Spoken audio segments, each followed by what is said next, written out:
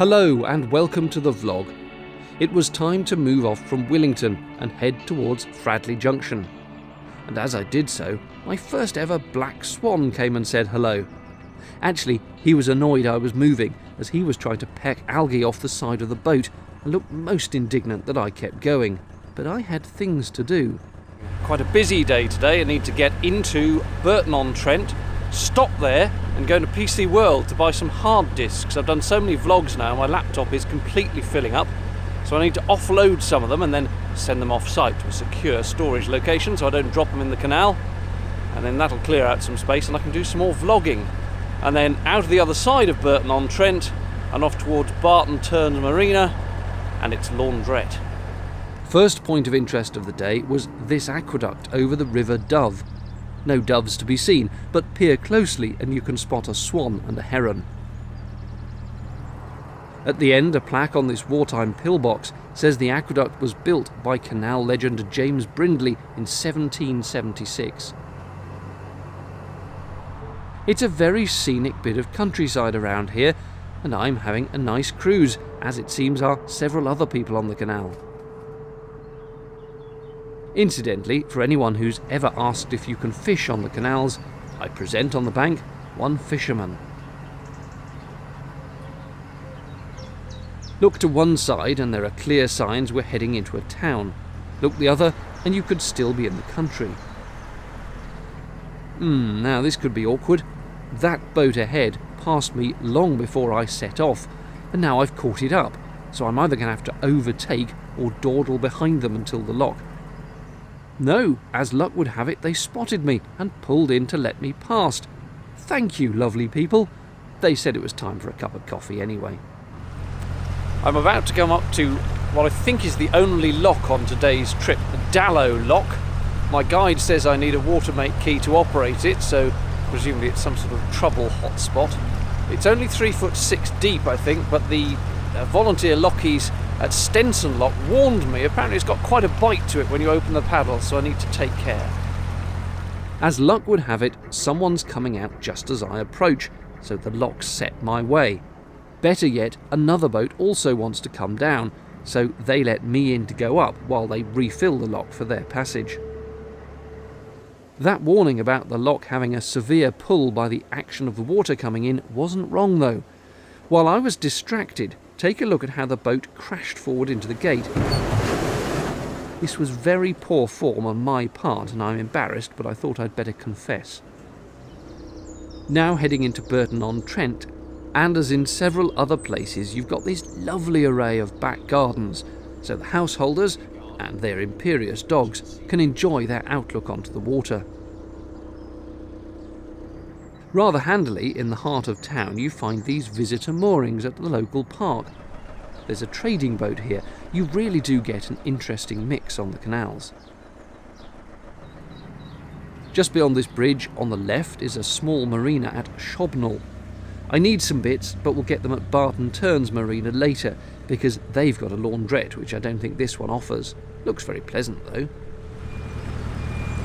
I appear to be going past the Marston's brewery, hence the sound of the truck reversing, which you can possibly hear. Heading out of Burton-on-Trent, and it's on the outskirts that PC World is, which I need to stop at. I think I know where I'm going to stop.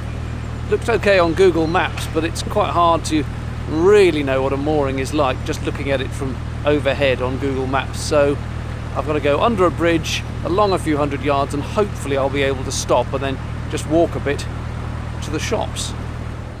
Before I do that, a quick pause to admire the swans, male guarding his mate on her nest. She's not bothered. Right, here's where I'm stopping for the shops, and as hoped for, it's got a bit of metal armco to tie up to. There should be a pathway through to an industrial estate around about that pipe bridge. An hour later, and I'm back and off again. That boat that stopped for me earlier has also paused here, now for lunch. It's a hotel boat that tours with guests on board. Sounds very civilised. Well, that mission was a success. Good little moorings here. There's a path that leads through to the industrial estate, and on the industrial estate there is not only PC World, there's a McDonald's if you like that kind of thing, but also a Morrison's supermarket as well. So very handy little spot this if you're ever coming through. and in the sun there's just more general loveliness to be seen. But now it seems I'm the one who's dawdling, with a boat catching me up. And soon I'm at a lock where there's one boat waiting to come down and the one behind me joined by 3 others waiting to go up. Total traffic jam. As is so often the case, the others saw I was solo and promptly got me through the lock, which was very kind. At this point I wasn't going much further though. I'd intended to moor beyond that bridge but can see it's busy, so I pulled up here instead. It's Sunday, so there's no building work to be heard, but I bet they'll start up bright and early tomorrow morning.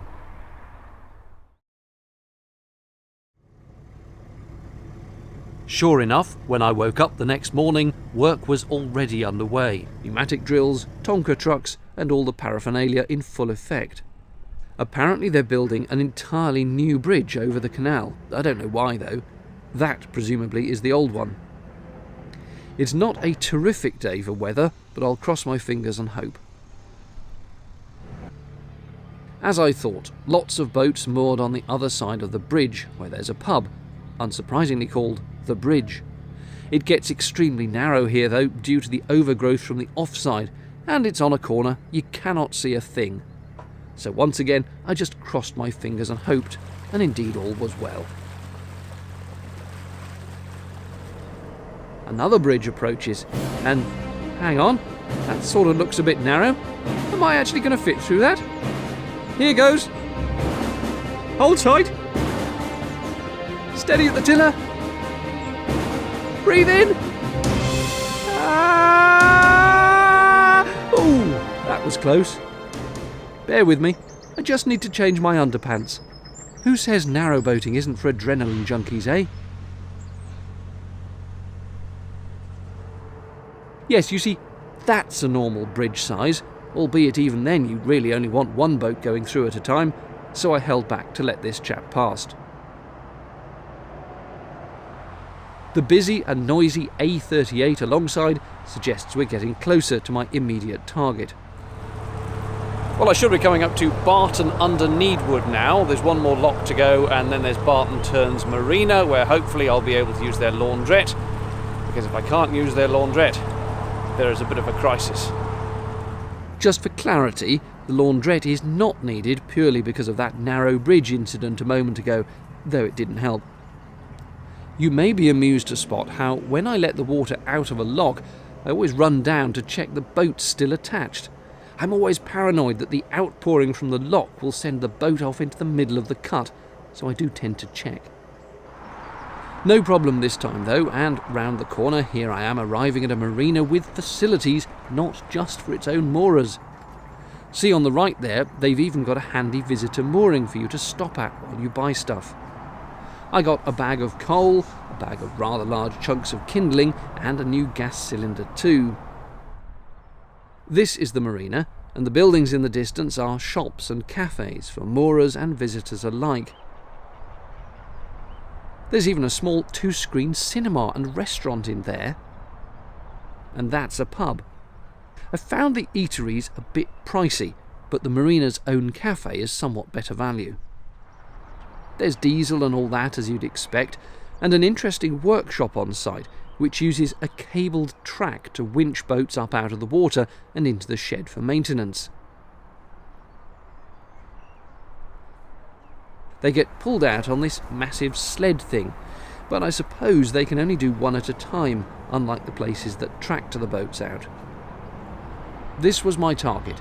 They've 2 sets of industrial washers and dryers, though, as I always find, you need a second dryer token to get the clothes properly done.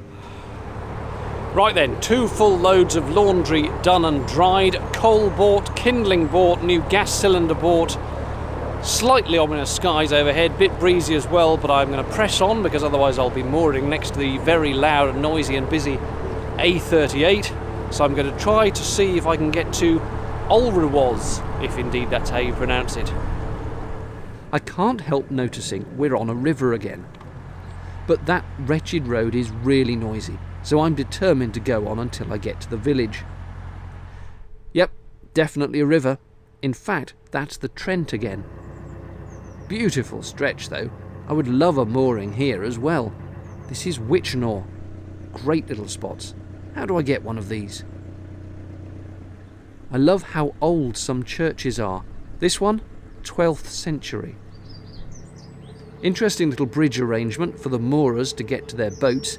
We have to squeeze right, and not just because of the limited headroom on the left. If you look under the water, there are some obstructions to hit there too. I thought this was an array of bridges over deadly weirs, but in fact they're just water runoffs from the fields. The real deadly weir is just around the corner. It's the River Trent, of course, and it's big and wide and fast flowing and ready to eat you up. Yes, I prepped my anchor for this once again. Soon enough I was past it and on the lock landing to go up into Ulrawaz. I don't know what this little overflow is for. Is it just runoff or something to do with fish going upstream on the river bit? Don't know. The lock was full though, so first of all I needed to empty this water to get it down to my level. That's me on the gates, sorting things out. With the water out, I could now open the gates. Then it's a quick jaunt up the lock, albeit not this quick, and rather splendidly, finding the space just beyond those bollards is a 48-hour visitor mooring, so I nabbed it straight away. Just squeezed in. Perfect. That's it for now. Cheerio.